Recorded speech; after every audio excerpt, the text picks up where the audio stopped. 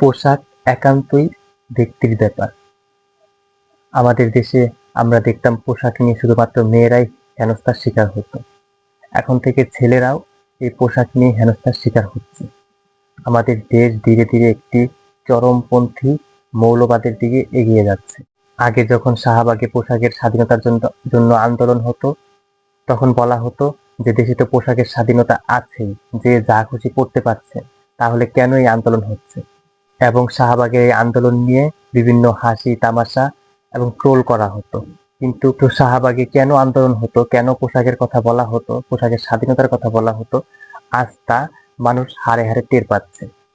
পোশাক নয়, মানুষের দৃষ্টিভঙ্গি পাল্টানোটাই হলো মূল বিষয়। দৃষ্টিভঙ্গি যদি খারাপ হয়, আমাদের মন মানসিকতা যদি খারাপ হয়, তাহলে সে যতই আহ বড় পোশাক পরুক না কেন, আমাদের কিন্তু তার প্রতি একটা খারাপ দৃষ্টি যাবেই। আর যদি আমাদের মন সুন্দর হয়, দৃষ্টিভঙ্গি ভালো হয়, তাহলে কিন্তু তার পোশাক যত ছোট হোক না কেন, সে যাই পরুক না কেন, আমরা কিন্তু তার দিকে কোনো খারাপ দৃষ্টিতে তাকাবো না।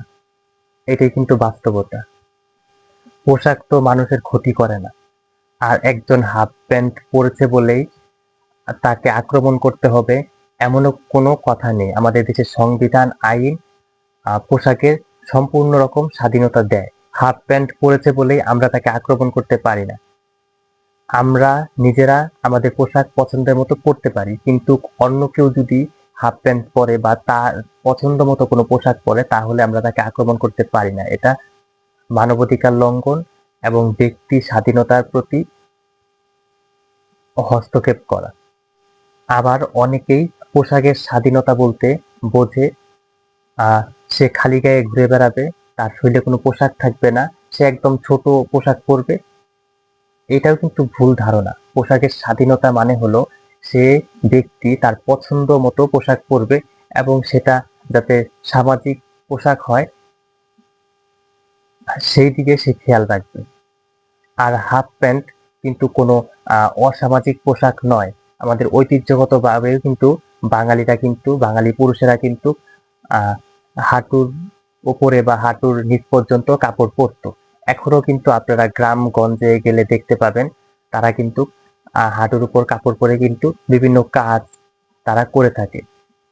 চাষাবাদ থেকে শুরু করে বিভিন্ন কাজ কিন্তু হাঁটুর উপর আহ লুঙ্গি বা হাঁটুর উপর প্যান্ট পরেই কিন্তু করে।